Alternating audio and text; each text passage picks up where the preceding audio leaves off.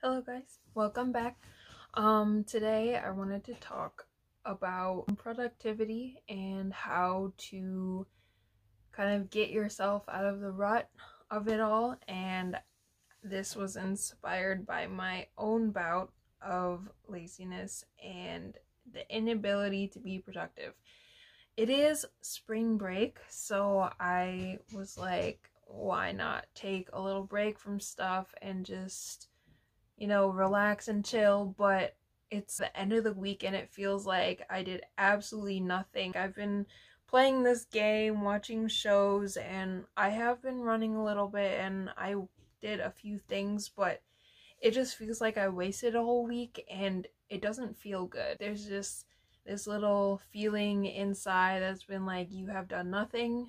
And the problem is I want to do stuff, but I don't feel like doing things, so I don't. And then it kind of keeps going. Me not doing anything because I don't feel like it results in me not doing it, and then more laziness, and it kind of just keeps going. This is not the first time that I've had this cycle, so I'm sure that a lot of you guys have also had the same issue, and I wanted to talk about a few things that can help get out of it, and they're not the easiest. So the first thing is just forcing yourself to do it, and I know that just seems like common sense and like the obvious choice, but when I went to this outpatient therapy program, they actually had this skill called OEA. It was something like opposite emotion action or something like that, and basically you do the opposite of what you feel like. So an example, you feel like lying in bed and just staying there and not going out, and you do the opposite of what you're feeling like because that isn't something that you should be doing, and you just get up and go take a shower or whatever. And that small action that isn't hard to do kind of spurs more, I guess, productivity. So that is the first thing, doing the opposite of what you feel. So basically just like saying, screw laziness, I'm just gonna force myself to go do something. Another thing that isn't too hard to do is doing something that you think is fun but is also productive. So this could be like art or playing music, going to exercise.